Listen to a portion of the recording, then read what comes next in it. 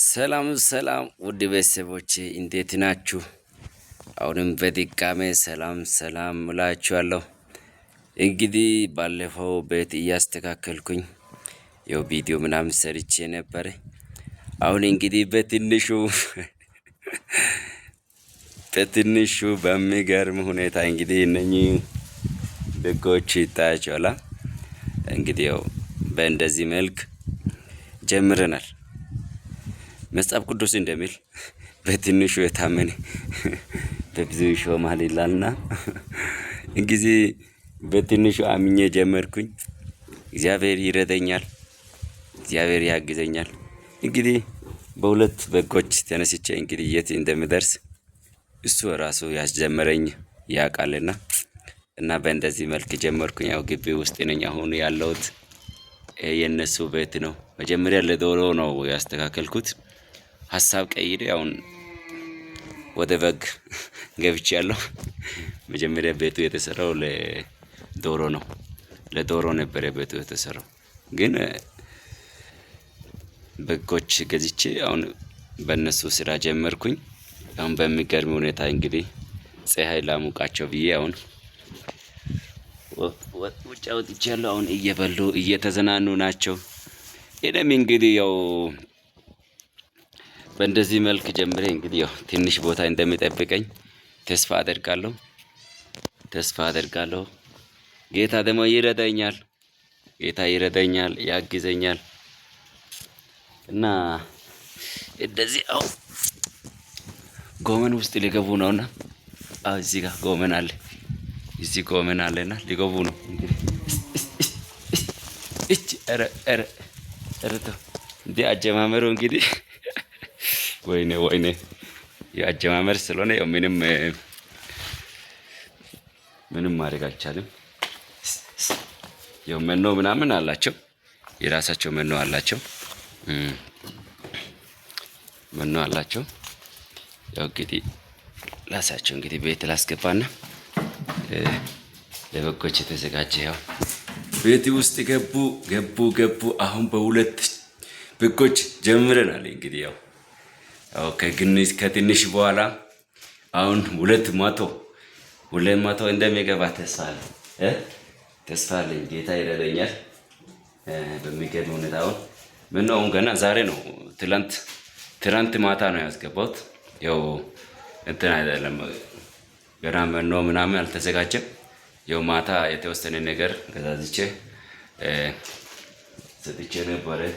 አሁን ግን ዛሬ መኖ ለመግዛት ሄዳለሁ። መኖ ገዛቸዋለሁ።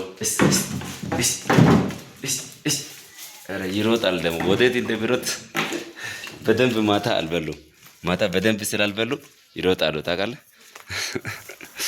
በጣም ይሮጣሉ እና በእንደዚህ ሁኔታ ጀምረናል። ፋሚሊ ምንም ማድረግ አይቻልም። እንግዲህ ያው ትንሽ ስራ እየጠበቀን ጊዜ ከምናባክን እንደዚህ በትንሹ በቀላል ገንዘብ በቃ መኖ ራሱ ከሌለ ውጪ እንደዚህ ይበላሉ። ከቤት አንዳንድ ነገሮች የተረፈ ነገር ጎመን ነገር ምናምን አንዳንድ አትክልቶች ምናምን ሰጣቸዋለሁ። ከዛ ያው ጌታ ይረዳኛል። ትልቅ ኢንቨስተር እንደሚሆን ምንም ጥርጥር የለኝም ጋይስ፣ ምንም ጥርጥር የለኝም። እግዚአብሔር ይረዳኛል። በቃ ጉዞው ወደፊት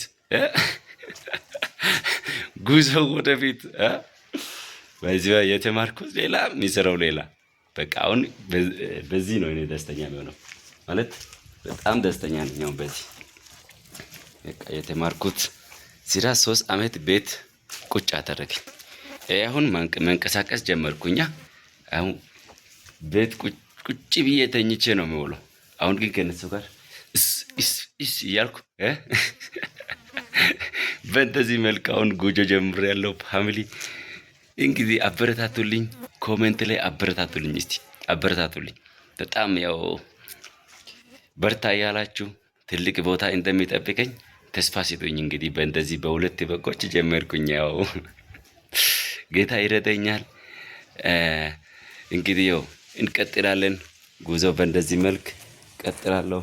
በጎች እንግዲህ እነኚህ ናቸው 2 በጎች። በጣም የሚገርሙ ደስ ይላሉ። ደግሞ በጣም ደስ የሚሉ ናቸው። ደግሞ አያችሁ በጣም ደስ የሚሉ ትላንት ናቸው የገቡት። እና በጣም ደስ ይላል። በእንደዚህ መልክ ስራ እንቀጥላለን። እነሱ የሚመገቡበት የሚያድሩበት አዳራሽ ነው። እዚህ ጋር አትክልቶች ምናምን አሉ።